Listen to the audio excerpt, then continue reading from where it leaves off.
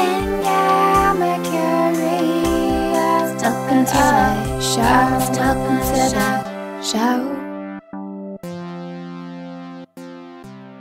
Hello, hello, my gorgeous listener. You are so stunning today.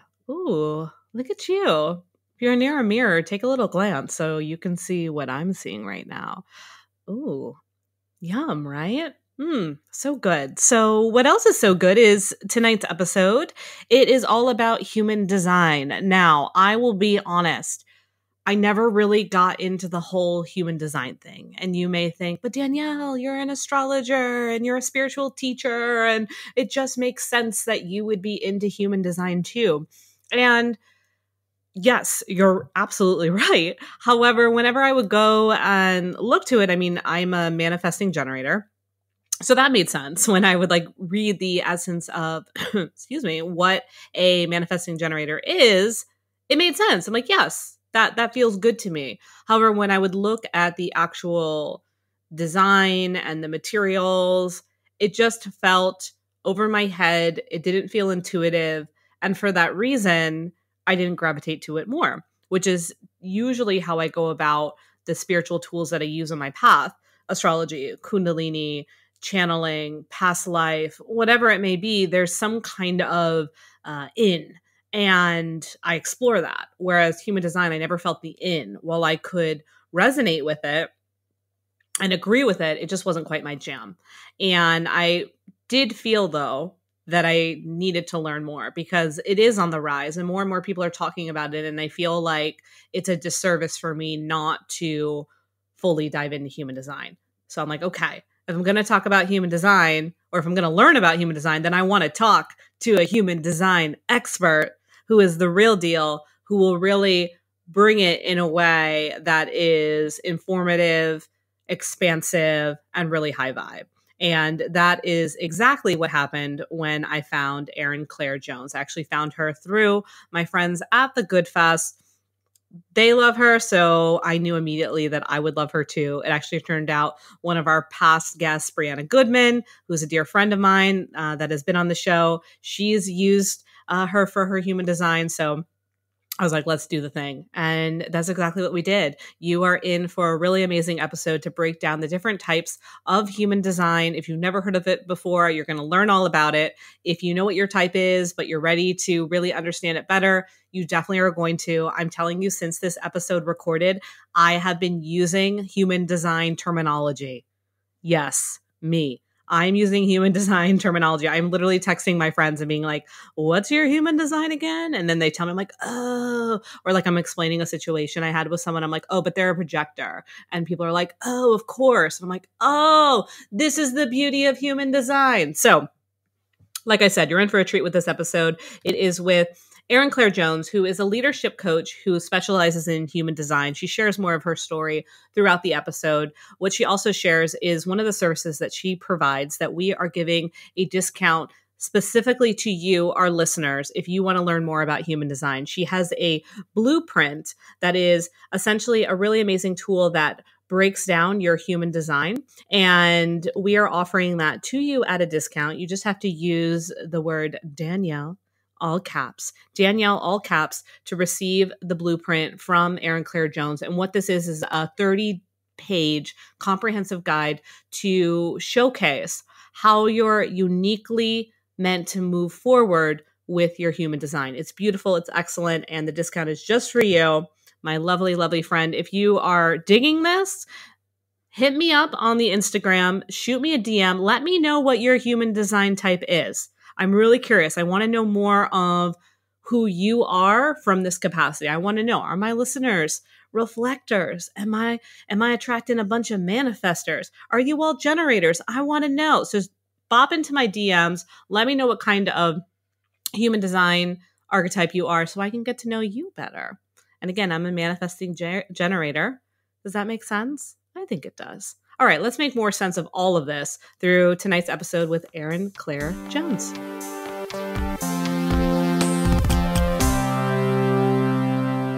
Hi, Erin. Welcome to the show. Hi, it's so good to be here. Thanks for having me. You're welcome. I'm so happy to have you as well. Most of my guests that I have on the show, typically I've met them before. We've had conversation in real time, and we just literally got to know each other 30 seconds ago. Yeah, amazing. Well, I'm so happy we're connecting now. Yeah, and we already realized we had a connection in that we were both born in Seattle. I know. It's so, honestly, I don't meet that many people that are born in Seattle, so I love hearing that. Yeah, I'm the same way. And then it's always, when I do meet someone, I'm like, oh, but I was actually... I was gone a week later. Yeah, it was just my birth arrival space. So good. For some reason, my soul just was like, where would be a good spot to start all this? Yeah. Seattle, and then we'll keep going. So I'm really excited to have you on for a few reasons. A lot of the work that I do is with astrology, and so I love astrology. I do astrology readings for other people. I have always just been a natural when it comes to that, and so of course people always have questions like, what do you think of human design, and what's your take on it? And what's so interesting for me is it's one of the more spiritual concepts that for some reason doesn't come super naturally to me. Like I still have so many questions. It's not one of those things where I tend to be able to just sink into and it makes sense and it clicks. So I'm really excited to have you on just to broaden my own perspective and of course give our listeners who have a lot of questions around human design more perspective and to see how it benefits them. Awesome. So cool. It's a pleasure to be here. Yeah. So how did you fall upon human design?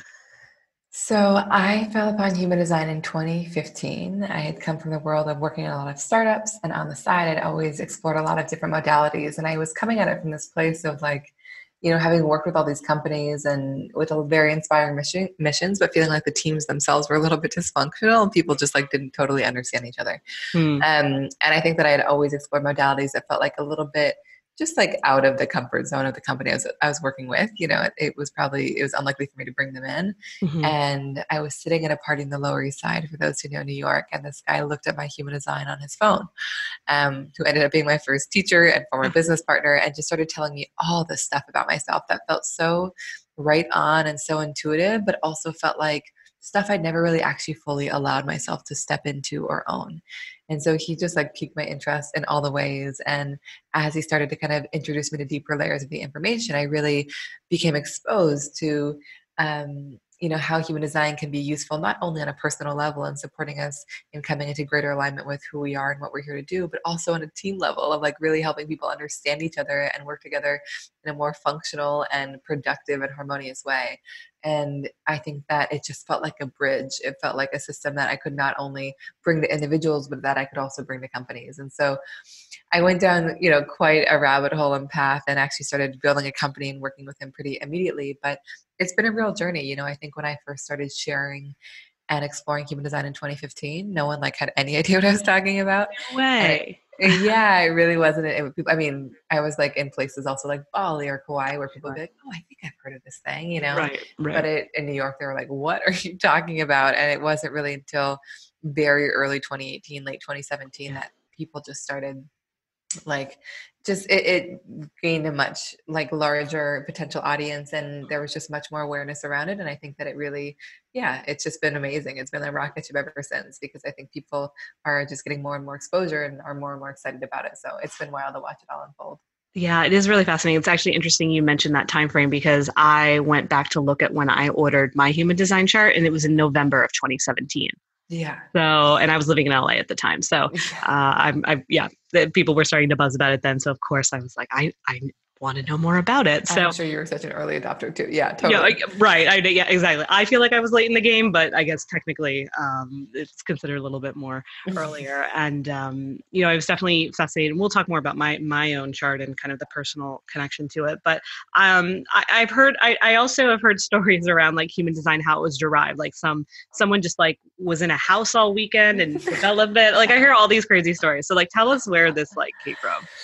It's such a crazy story, and it's especially fun to share it at companies. But I think that right, this is legit, I swear. It's just like own it. I mean, it's a wild story. It was basically channeled, and what happened is there was this guy who had formerly been an advertising executive in Montreal. His name had been Alan before, and he was in Ibiza, just like taking some space in his life. And he was walking home one night to his home, and basically heard a voice, and the voice said it's time to work. And so for 8 days and 8 nights, he channeled the system, meaning it just literally came through him. It was like nothing he had experienced with before. And then he spent the next 20 years or so building it out.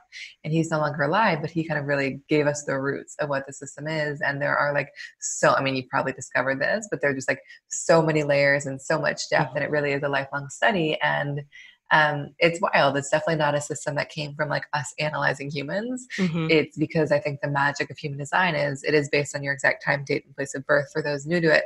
But it not only helps us kind of understand the parts of our personality and who we are that we're conscious of, but it also kind of reveals all the things that we are unconscious of and not aware of, and kind of just like all the energetics underneath the surface and how to kind of weave it all into one picture of who we are. It's amazing. So he worked on this for 20 years. When did he pass or cease his work? I don't remember exactly when he died. It was, I think I can check. I think it was in the early, would be 2000s would be my guess, or just like in the past like 10 or so years. Okay. Interesting. But yeah, I can check. Oh, it's cool. I just always no, I'm love curious. Kind of okay, yeah. I was like, I always like connecting the dots of when things derived, and then and that's the astrologer in me too, right? Like I always love looking up dates to be like, okay, what were the influences that day? Yeah, he died in 2011. 2011. Oh, and human design has been around since 1987. That's when he first channeled it. Okay, very cool. So he passed right before what I believe to be the dawning of the Aquarian age. Interesting. So wild. Yeah. I love that actually. Cool. So then he did that, and then literally he just had students and individuals that were following his work that have now been able to branch it out. Yeah. And it's honestly so far beyond, I think, the people that worked with him directly, because I think that there's a new wave of people sharing human design in a new way. I think a lot of like my teachers and the initial people I studied with and were sharing it, and especially the people that were really sharing it when I started in 2015, it was just like very like cloaked in this kind of like esoteric language and a little bit inaccessible to people. And so I think that there's a new era of people that are just like a little bit more flexible and fluid. And like my intention with human design, like when I first discovered it, I'm like, the system is amazing, but no one's gonna have it. Like it's just it's so limited who it can like really have an impact on, because the language is not as empowering, or I think as accessible as it could be. So my like intention has always been how to translate human design in a way that really is practical, transformational, super simple for people. And so I think that there is this, a new range of people that are sharing it in a new way. And I think that's part of what's really accelerating its growth everywhere. Yeah, it makes a lot of sense. And it's really important that we do that, because first of all, it isolates people if we don't modernize the language, and we keep it kind of, in this prior text. And I agree with the whole concept of how can we identify the essence of what this is and translate it in a way that people will be like, oh, that speaks to me today. That speaks to me in my current role, my current way of being, and allow these systems to evolve as our society evolves.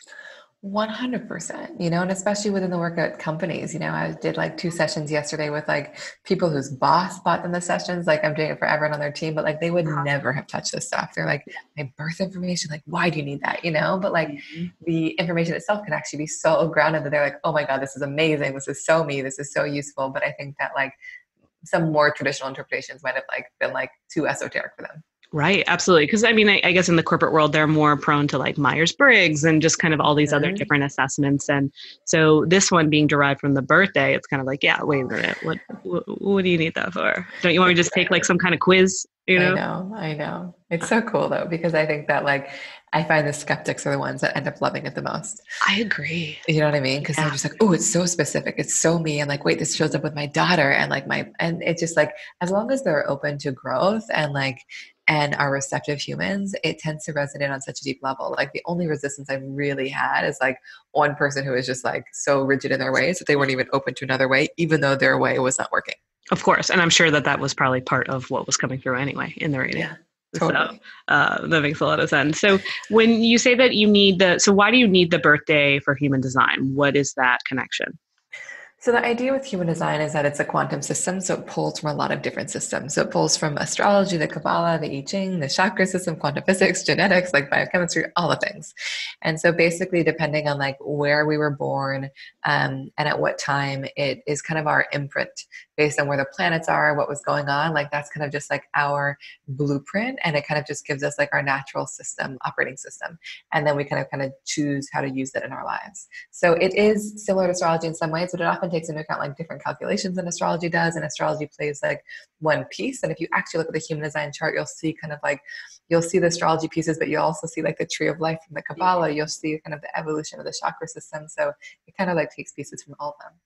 Which I like, because again, as our society evolves, and also too, you look at so many other aspects of our society with relationships and diversity and whatnot. Of course, let's diversify these texts and start to bring them together. That's kind of how I see it too when I look at my chart. I'm like, oh, cool. Like the chakras and astrology do have a place for each other, and like they do want to be friends, and there is a way for all of these systems to coexist. That's kind of what I feel when I look at human design. 100%, and they all carry different value. But again, there's cool ways where it's like, oh, it actually draws from all of them. Mm-hmm. And that's when he channeled it, he's like, this is a quantum system. It's like kind of the first like system that groups them all together, but there'll be more. Mm-hmm. Right. So, okay. So another question with the birthday part. So like, let's say you find, like if someone's born on the same day, are they automatically going to have the same chart? Or so no. What else does it pull from? So it pulls from like the location is very much around the time zone, but it pulls from the very specific time. Okay. And so like, if you're born in the morning, it might be very different than if you're born an hour later or 2 hours later, or like, in the evening. And so it is that like having that exact time is very huge, like very important. I think if people have a range, if they're like afternoon 1 to 3 p.m., I'll kind of take a look and see how much it shifts during that range. Sometimes it can shift a lot, other times not so much. Right. And just for context, like there are about like 2 billion different configurations. So like the magic of human design is in the uniqueness. It's just that like we've all got kind of very different configurations. Like I've worked with I think like 2,500 people at this point, and like I've never really looked at like charts that are exactly the same. Right. They're ones that can be similar on the surface, but it just keeps getting more and more unique and differentiated as you go deeper. Mm-hmm, mm-hmm. Yeah, that makes a lot of sense. So, one of the most popular things that is shared around human design is the different types. Would you be able to share where the types came from and what each one is? Of course. So highest level in human design, there are 5 different types. So we have manifesting generators, projectors, reflectors, and manifestors. And so you are a manifesting generator. I am. Correct? Mm-hmm. Yes. And so manifesting generators are the ones, they make up the majority of the population. These are the people that have the energy and the life force to kind of build and create and make things happen. Most important thing in the world is that you're really doing work that is deeply satisfying to you, because when you're kind of using your energy every day in a way that feels good, you're basically creating and lifting up the energy of everyone around you. And so you're kind of meant to wake up in the morning with like a full tank of energy to kind of use your energy in super satisfying ways, and then kind of crash and wake up recharged. If you go to bed and feel super restless, it's because you like haven't actually exhausted your tank or your energy, or if you feel depleted, it's often just because you're not using your energy in the correct way. In terms of the difference between the two, manifesting generators often thrive when they have their energy in a lot of things at once. So for you, it's not about just doing one thing, but about being multi-passionate and allowing yourself to be stimulated. And so often these people have been made to feel scattered or that they're doing too much, but like they need that stimulus. Like I can't tell you how many clients I worked with that have like a traditionally great job, but they're like, I am so bored. Yes. I need more. Like I need to also be a yoga teacher and an actress. Like they need all the things, and that is their magic. And like one other piece I'll share, and then I'd love to hear your experience of it, is that often manifesting generators, like their gift is really that of efficiency, so they can move very quickly and they can see kind of the quickest, most efficient way to get somewhere. But in doing so, they can also like skip some steps along the way and drop some balls. And so like, so important for you to have the right support around you, people that can kind of handle that step-by-step, more mundane process, so you can kind of be in that powerful and creative flow and find the people that are really lit up by kind of mastering the process piece.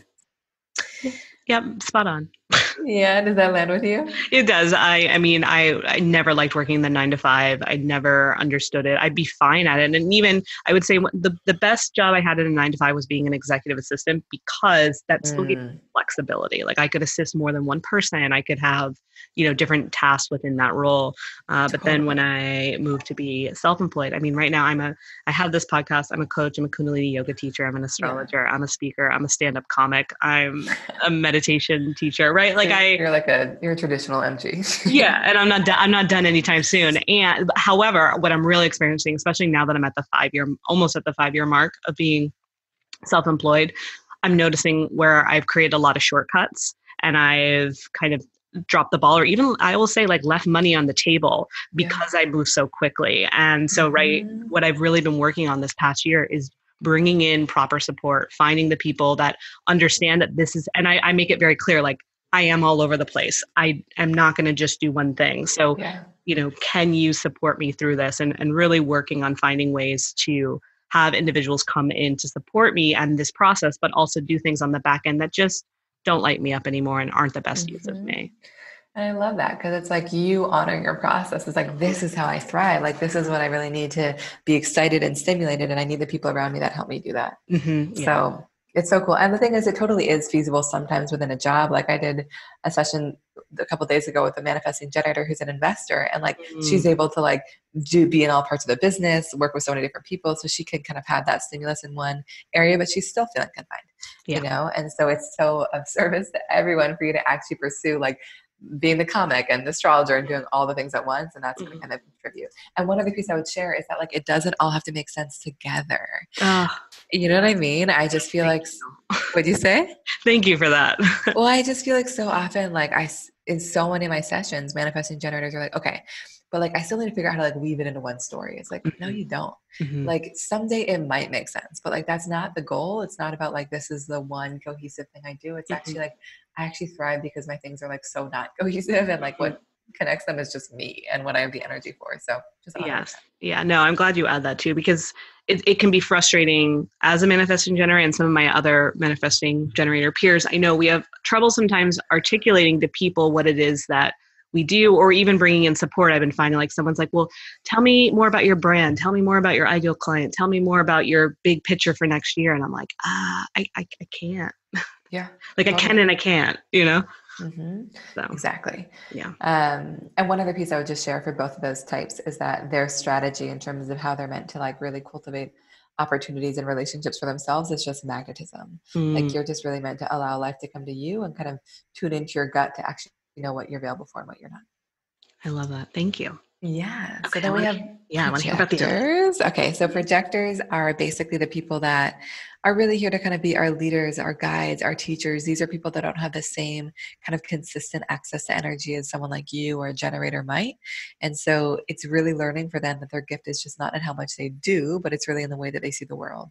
These people often make really good coaches, therapists. They can make people feel incredibly seen or recognized, or even CEOs or managers, because they're so wise about energy and people and can really kind of know how to manage a team and leverage resources effectively. So I think for them, really honoring the ebbs and flows of their energy and not trying to keep up. Like the joke, but kind of reality for these people is that they're meant to work like 3 hours a day. And like, I'm a projector. I know that like I work a bit more than 3 hours a day right now, but mostly because I love it so much. But I think it's really honoring the ebbs and flows, where it's not like, okay, I've got to just like push myself and work an 8-hour, 9-hour, 10-hour day, whatever it is. But just like, I'm going to really honor the energy when it's there, and I'm going to really rest when it's not, and kind of build in those breaks and those naps and that kind of space away from people to reconnect. And the strategy for us as projectors is basically to wait to be recognized and invited in. Okay, yes. And I think when I first, so it's basically because you bring something so unique to the table, you need someone to really recognize you and kind of in a very authentic way and invite you in to share it. I think when I first discovered this, I was just like, oh my God, this sounds so passive. Like, how am I going to build a business? How am I going to be successful? And I think it's been really important learning that like my work is to make myself visible and available for recognition, to kind of share super authentically and broadly who it is I am and what it is I do, so the right people can find me and, resonate with me and invite me in to share it. And it feels like it's working for you. It is working for me. I would say my first iteration of my human design business, when it was like a little bit early, people were not ready for it. I was very like, I felt insecure, and partly because I was like working with a partner and we were doing it all together. I just like putting myself out there felt scary. And like our approach was very much like, we're going to reach out to these specific companies and people, which is like not really the visibility approach, and like even on Instagram, I was like, I would write human design, but I would like never share anything about human design. And when I started this iteration of my own company, my partner was like, you got to tell them what you do, and so my approach has been so much more successful because it's been like, I'm going to share so broadly about who I am and what I do through the talks I give, through my newsletters, through Instagram, and just like not in a super salesy way, but just trust that when I do that, the right people will find me. And my work is just to make myself visible and available and like everything else will happen when I do it. And it's been so fun because like Yes. the people that come to me like you, they're just like, oh, I like her. I want to talk to her, and Right. it's not me just like pitching myself and being like, see me, because that's often going to probably push you away a little bit more. So Oh, totally. If you did that, I probably would have been like, no, thank you. Well, you just go in that special file in my inbox where I send all of those emails. Yeah. And it's not even to say that projectors like can't put themselves out there, because like I definitely do that sometimes too, just to play with it. Like I think no, as a projector, the invitation is not meant to limit you. I have Okay. people that are like, oh, I like gotta just sit back and do nothing. It's like sometimes I'm like, what happens if I reach out? Like, but do it in a way where it's not like I want to be on your thing or do this. It's more just like, hi, I exist. And sometimes you're like, oh my God, you exist. I've been looking for you, and so just like, playing around with it, because I think that I never want it to feel like it's limiting for people. Yeah, I love this. And for any of the projectors that are listening, like this feels like a relief to, Yes. like, oh, I can lean back. I'm allowed to just continue to do what I love and find a way to, like, I love what you said around, I'm going to create an invitation through my visibility. And so, Mm-hmm. and then lean back from there. And I really like that process. And I'm sure, again, for any projectors listening, they can feel a little bit of relief, and like, you don't have to try so hard. You don't have to push. Totally. Mm-hmm. Yeah. And just like remember that like your gift is not in how hard you work or how much you do, and your biggest shadow is going to be doing too much. You know Mm. what I mean? So like most projectors think that we're like super generators, because like often with generators and manifesting generators, like they have this amazing energy, but they also like often know when it's gone.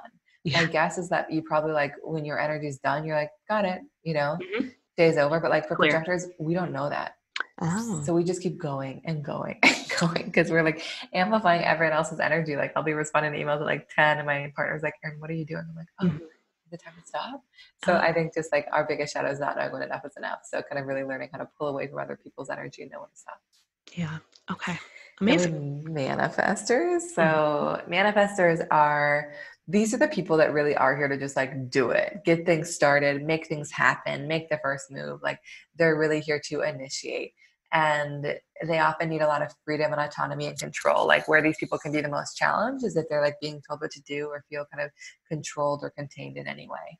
So they often operate best like if they're working for a company where they have a lot of autonomy Mhm. and they're not being told what to do, or if they're working for themselves. They can kind of be very innovative and see the future and feel like everyone else is just like a little bit behind the times. Mm. Their strategy is all about initiating. So they're really here to make the first move, but it's also about informing. And what I mean by that is it's really useful once these people have made a decision to do something, to reflect on all the people that decision is going to impact and make sure they let them know. It's not Mm. about explaining themselves or even about asking for permission. And you have got a tinge of this just because you're you have like a Mhm. manifesting quality of just making sure you're like keeping people abreast of what you're choosing, because it basically just allows you to move through life with a little bit more ease. And the last piece I'd share about manifestors is that they've got a very powerful, impactful energy. And my encouragement to them is always to really be unapologetic in who they are, because they're meant to be a little bit polarizing. And like by that, I mean like they're meant to really inspire some people and perhaps trigger others just because Yeah. they've got such a powerful energy about them. And so often these people won't feel permission to be as powerful as they are. So they kind of like sit back and dim their light or end up in a people pleasing place or asking for permission. So really kind of just like owning who they are and trusting that by doing that, they're going to attract all the right people. Yeah. Are manifestors more few and far between? 9% each of them.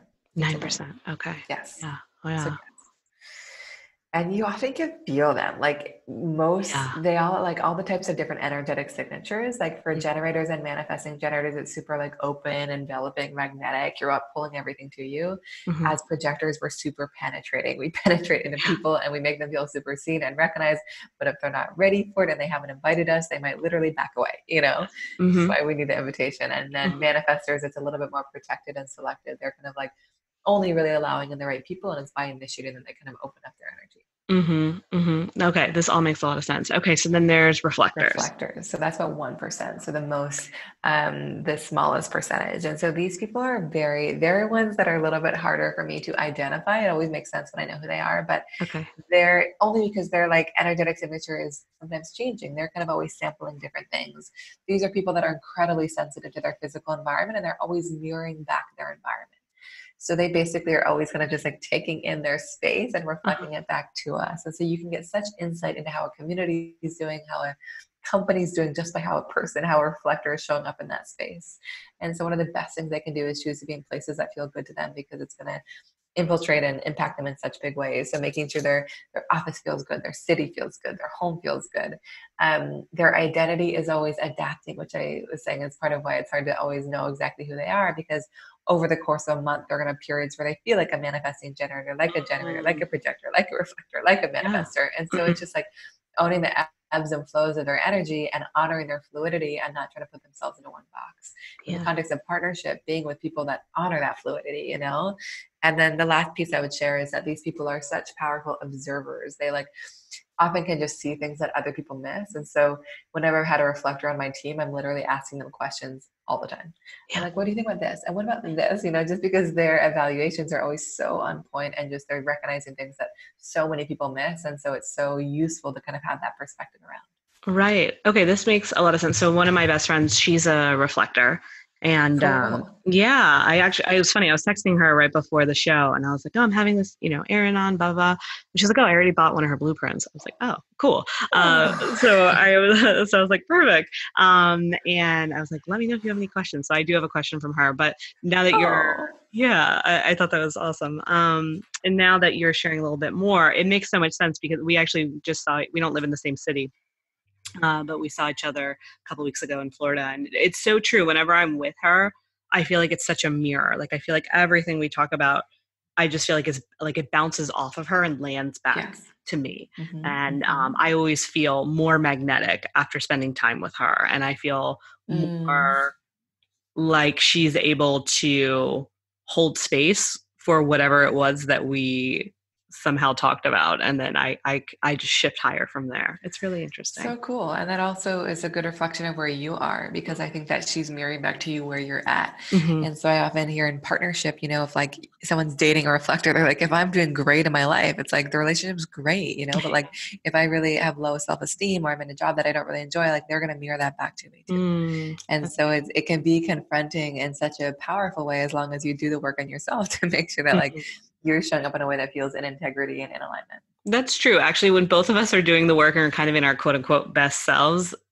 our relationship is pretty awesome. And then other times it's like we take little breaks. I mean, I don't even realize that we're taking breaks. So yes. Like, I gotta go resolve myself. I'll be back. Yeah, that's so interesting. Well, one of the things that she was asking, she said that with reflectors, and she hasn't been able to find anyone to answer this, is that it's advised that you use the lunar cycle to make decisions. So you should wait to make a decision after a 20-day lunar cycle has passed. And she wasn't sure what truth there was to that. And further, what if you do have to make a fast decision and you don't have time to wait out the lunar cycle? Yes. Okay. So everyone in human design will have a different authority. We call this the inner authority, and it's how you're designed to make decisions. Okay. And so reflectors one is so unique. I'm always like, is this real? And then every reflector I talk to is like, it definitely is. The idea is that for the big decisions for reflectors, they're meant to give themselves like a full 20, 30 days before they commit to a decision. And the intention of that is they kind of need to sample a decision from all different angles and kind of just perceive it from all these different ways before they know it's totally correct for them. And there's this cycle that they go through every month that kind of offers them all those different perspectives.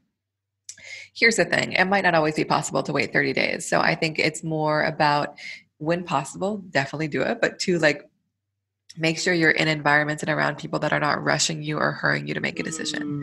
You know what I mean? And like for those small decisions, like, trust your intuition, trust what you're getting in the moment. But like for those big decisions of like moving to a new city, taking a new job, entering a relationship, like give yourself that time to really feel into it. And like one very specific example I have is I had a reflector client a few months ago, and they can really like take on and be excited by other people's identities among a bajillion other things. So she met this photographer, and she was like, oh my God, I want to be a photographer. Like she was so just like excited by his excitement that she was like, I'm in, this is my career. Let's go, And then 3 weeks later, she's like, I'm actually done with this and I would like to move on to the next thing. But like, she just needed those 3 weeks to really sample it and like confirm to her that like the more she got into it and got away from his energy, she realized it wasn't the right thing for her.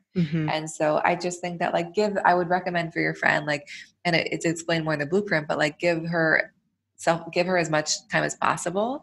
And also just like, I would encourage her to like take some time to disconnect from other people's energy, because I think that like she's so, available to other people's energy, and she wants to make sure that she's not making decisions from those places. And Mm. so really spending time in alone or spending time in nature, like things that can kind of just reconnect her to exactly where it is she is, Yeah, exactly where she is. that makes a lot of sense. And from what I know, it feels like intuitively she's already doing all of that. So, Totally. And mhm. that's honestly what I love about human design is that like I'm so rarely telling people stuff that they don't know. Mhm. Do you know what I mean? Like Yes. it's often stuff that they're like, oh yes, wait, that is me. And you know what? I've never allowed myself to step into that. I'm like, oh, that is actually what makes me unique. I always thought everyone could do that, you know? So there's just a sense of like relief and permission. It's never about telling people stuff that they're just like, oh, this feels so unfamiliar and strange. Mhm. And I have to write it down to remember it. They're like, oh yeah, you're right. I've always like resisted this, but I know that this is the right path for me. Yeah, absolutely. I think that I'm glad we're touching on this for any type of, I mean, I think human design, I find it with astrology, any type of reading or session where you're opening up into more insight into who you are, it should feel intuitively affirming. And if you're just not getting that hit, if it's not resonating, it may just Mhm. be the person presenting it to you. It just may be there's some resistance that you may be feeling, but overall know that the overarching feeling should be resonance. And maybe it won't happen Yes. immediately, but maybe it'll happen in the next few days. Or I always find that, you know, things will happen immediately and it'll resonate like, yes, this is right on. And then other things like, oh, I don't know about that.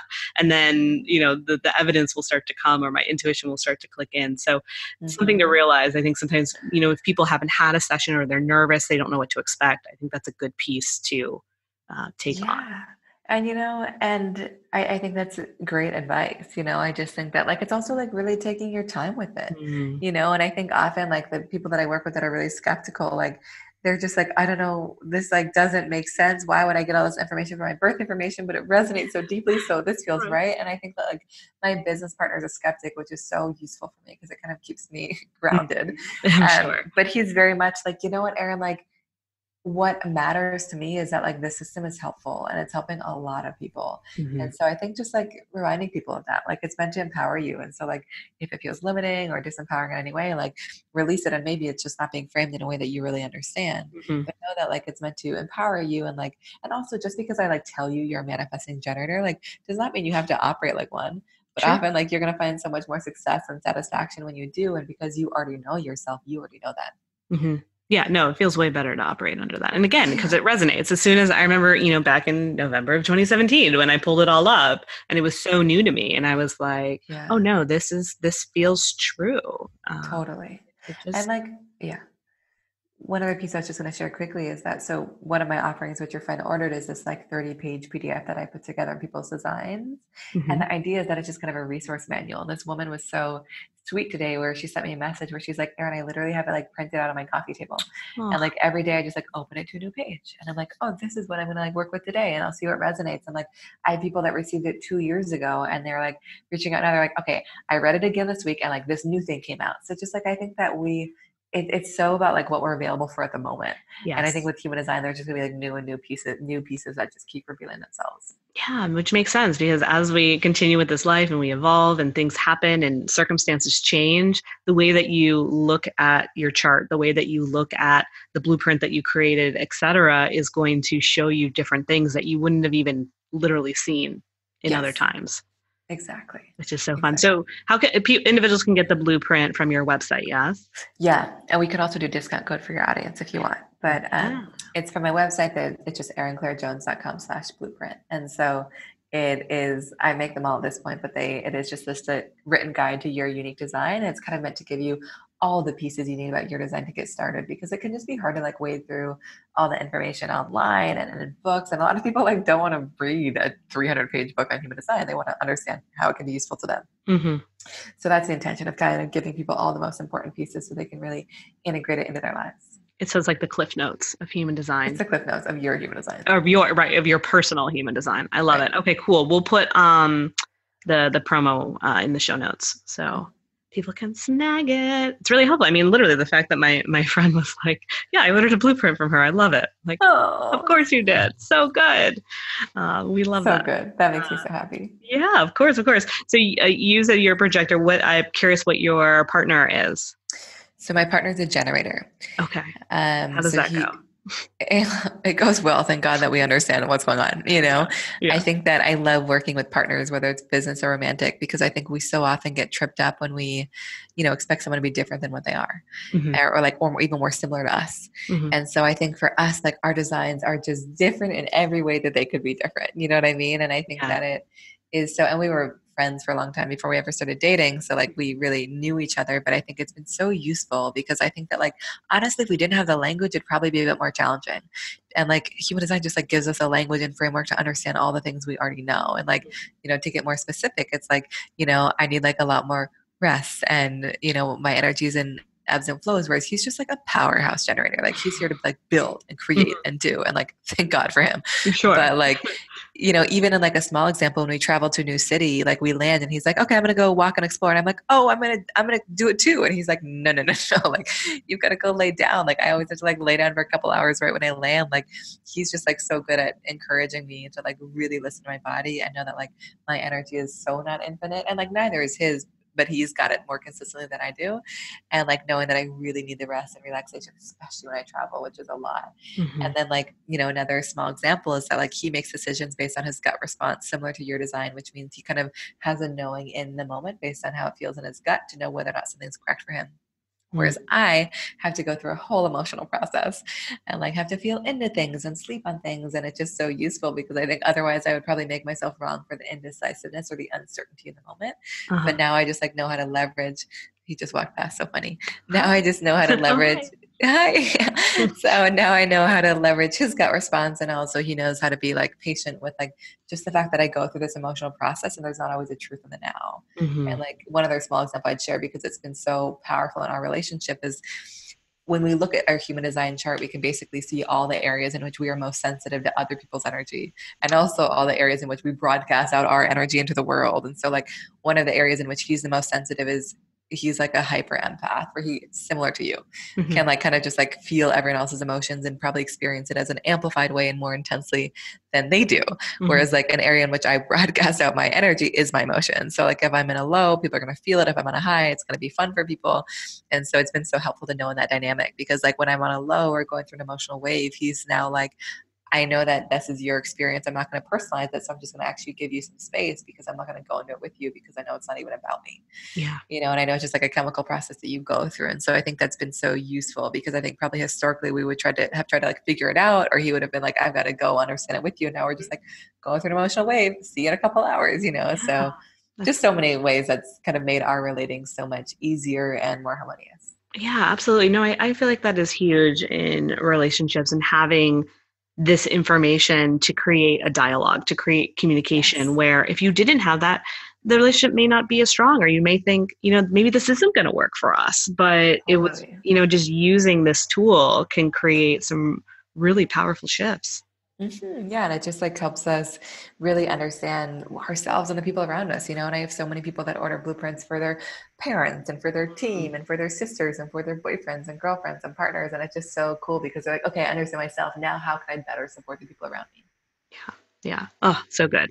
Okay. me? So you had mentioned, I mean, there's so much and we're not going to get to all of I know, this there's today. no way. There's just not. And trust me, I was realistic about that. So you did mention briefly when we were talking about reflectors of the inner authority. And that's a Mhm. part that always I'm curious about. So can you share a little bit more about what that means? Of course. So I'm glad you asked because it's such an important piece. So the inner authority, and if you want to look up your human design, I'm sure we can link something in the show notes, but my website is erinclairejones.com/lookup, but there are also a lot of different potential websites you can look it up on.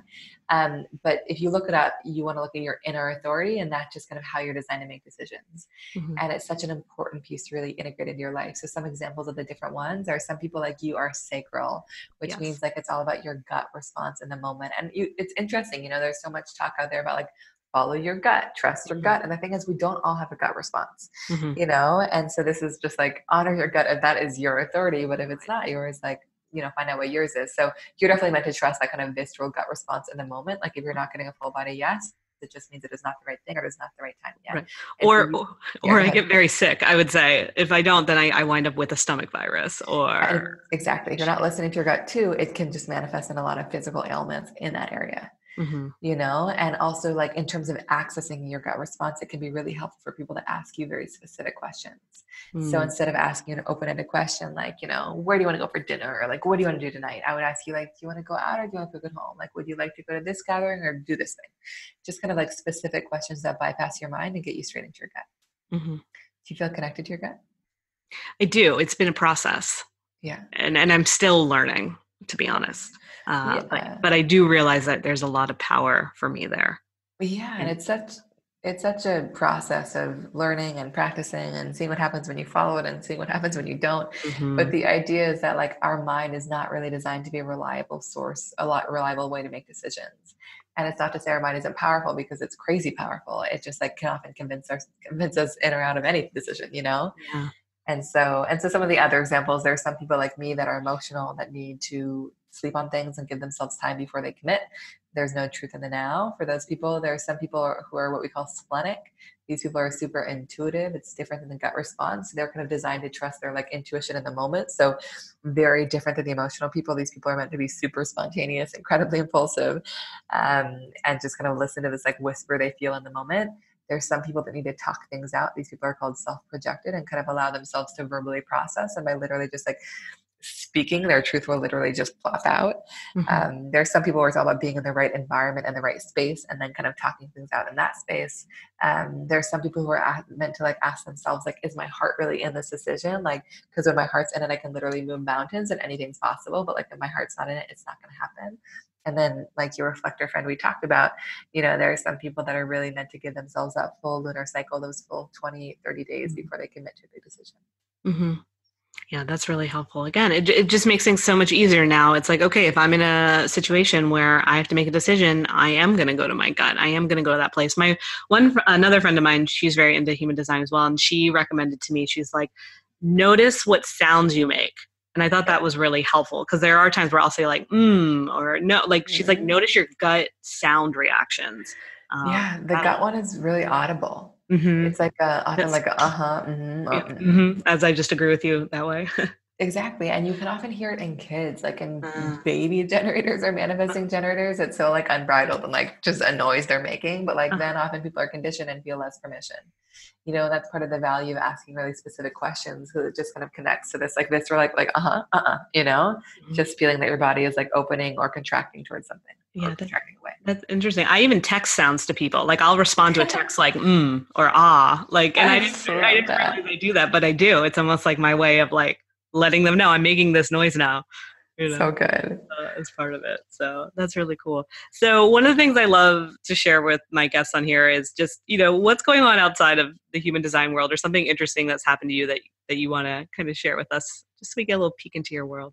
One thing that I was like really moved by recently is I have like a really beautiful community in New York, and I kind of like happened upon this community very early on. Mm-hmm. And a lot of them are just very entrepreneurial and kind of doing their own thing, and just like inspired me from very early on that like just like anything's possible, and to kind of like really and there are obviously limitations, but just the power of like really charting our own path. And a couple of them celebrated their birthdays recently, and they had just sold a company and like been really successful. And so they like took all their friends to Colombia for their birthday, which was just like the coolest experience of just like being really successful and then just like immediately transferring that into this like extreme act of generosity and being like, how can we just create such an experience for the people that we love? And I think it was just such a cool reminder for me of just like how interlinked all of our success is, and how supported I feel by these people, but also like how much it's like, oh, I succeed. I want to make sure that like everyone in my life is benefiting. So it was just such a cool experience, and just such a wild experience to have a friend be like, I'm just going to treat you to like a vacation. It's like, what? Really? So. Yeah, that's amazing. I love it. It's so beautiful. And it's such a great reminder. So many individuals that listen to the show are also entrepreneurs, or in a space where they would love to see their dreams, the work that they really are passionate about, become more of a full-time thing. And to remember, like, we all are tapping into this together. And the more that we support each other, the more that we, find our circles where opportunities like that can happen, it's just totally just becomes so much more expansive. And it's also just like a journey. Do you know what I mean? Like Yes. that's obviously like such a high moment, but like these two women have like literally been through it in all the ways, like been just like taken down like in all the ways and also been incredibly successful. And like even when I think about my human design journey, it's like it's not like I like started doing human design and then I was like, I'm successful. This is amazing. Like it's been like such a journey. I like gave up on it. I like did another. It's just like it's been so wild. And I think just like really having to trust in ourselves and trusting our inner authority to be like, you know what, like I know this doesn't totally make sense right now, but I'm going to keep cultivating this thing because I know at some point people are going to be ready for it. And at some point it's going to be possible for me to do this in a full-time way. And like, until then, I'm going to just like make it work and do as much as I can on the side. Mm-hmm. Yeah, it's true. I mean, that's very similar to my journey as well. What was it that when you were like, I'm going to give up and you did something else, what was that? So I built a company with my former business partner and first teacher for 2 years. And then it was just like, and it was like so fun, but it was also just like people weren't ready for it. And I had met these founders in New York because I met them because they loved human design. Mm-hmm. And they were opening three big buildings in New York, beautiful, conscious co-working, co-living spaces. And so they met me and they were just like, we need you to be on the team. I was like, no, wait, I have a thing, I'm trying, but it's really hard. And so they ended up hiring me and I kind of curated all their programming and teachers and practitioners and helped open the three buildings in New York. But it was like, and it was such a thing where I was like, am I giving up my dream? But then like being there is literally what like served as the foundation for my company, because like not only was my job curating all the programming and the events, but they were like, okay, let's start bringing human design to all the members, let's integrate it with all the teams. And like I had a schedule there where like I would start my days at 2 p.m. and see all my clients in the morning, and like I literally like build my business from that space and with their support.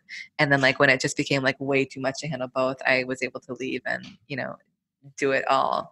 But I think it was like so unexpected because part of me was like, I'm giving up, but like I just didn't realize that like that was exactly what I needed to like actually serve as the platform through which I could build this into a sustainable business. Yeah, it became so pivotal. And that's such a great reminder for so many individuals that are wondering like, wait a minute, like this job just came at me, but I feel like it has nothing to do with what I'm trying to do, or I feel like it's going to get in the way. And it's an opportunity to really sit with it and say, perhaps this is coming through because it's going to provide leverage, some kind of pivotal opportunity, some individual I'll meet, who knows, that will redirect my journey in a way that brings me to where I always thought I was going to go. Yeah. And I think also this is part of the magic of the inner authority in human design, because like when you trust your inner authority, it's really scary Mm-hmm. because you actually have no idea where it's going to take you. With your gut response, you're like, you know what, this thing feels right. Who knows why? And like, I don't know. I'll probably know why in a year or so. And so I think there's really something magic about surrendering to it, because it just means like when you make one aligned decision at a time, it's going to take you literally all the way there, and it's not like figuring it out or architecting your future. It's just like staying in alignment in every moment and every decision that you're making. And so I think that can be so empowering, where like I took it and I was like, I don't even know where this is going to take me or what's going to happen. And then I was like, wait, this is the most amazing platform in the world. Like they're the most supportive. I feel so recognized. I'm so empowered to be a projector. Let's go, So I think it's important to kind of tune into and make sure that decision is coming from that real inner authority place. Yeah, no, that's beautiful. So as I mentioned before, like there's no way we're going to be able to unpack all of this, but if there's anything else around human design or what we've shared so far that you feel would resonate with someone listening, I'd love for you to offer that as we start to wind down. I think that like if you do some research, you'll realize that human design is crazy complicated and there's so much information, but just know that like the intention is not to inundate you. It's to really give you tools to like integrate into your life. So I'd really start with the type and the strategy and the authority that we've talked through today. I think one area that really is interesting to explore is so many things. I know. Okay. So is your open center. So I was going to say your open centers, your profile, they're both crazy important, but like, if you look at your human design chart, you'll kind of see these different colors and these white centers, and basically the areas that are colored in is kind of where you're drawing your energy from. And the areas that are white are the areas where you're most open and sensitive to kind of taking in other people's energy. And we can't go through those all, but they're just really helpful to look at, because I think that it can help you know, like, what am I taking in that's not mine? And like, how can I make sure that I don't make decisions from those more inconsistent places of myself? Like I mentioned, one for you is like a real sensitivity to like other people's emotions, and so knowing that, so it's like if you're starting to feel super emotional or touchy or overwhelmed, just like really checking in and be like, is this mine? Mm-hmm. Actually amplify and like my friends or my partners or what's happening in the collective or whatever it is, or someone else's, And so just starting to kind of understand those areas in your life so that you aren't kind of making decisions from them. Yeah, that's really important. And what's interesting, what just came through too, because I resonate with that very much. And I resonate from the space of, for my own personal self, but then I resonate with it from the space of like when I'm speaking. I love the fact that I can walk into a room and tap into everybody's emotions and speak from that place. So it also becomes my superpower. It is your superpower. And that's the magic part about it, is like, even with that center specifically, it's like I have 3, my partner has that. I have 2 dear friends who have it like wide open like you, and they're all writing books on emotional intelligence right now. You know what I mean? Because they're just like, you know what, I can experience the full range of like the emotional experience and like speak to that. And so like, and that makes them available to it because they're so empathic and so sensitive. And so all those areas that are open are both the areas where we can get really, taken off track a little bit if we don't know how to discern between what's ours and what's not. But ultimately it's like where we're in school and where we're here to be incredibly wise. And so it's knowing how to really fully leverage those things. Yeah, that's really important. Okay. So checking that out too. And again, I think the blueprint that you create is very helpful for all this. If you're new, or even if you're not new and I probably need to get one, because I'm in the space where I'm like, I kind of can sense things, but I could probably, I know I can use so much more intel as a tool. So. Yeah.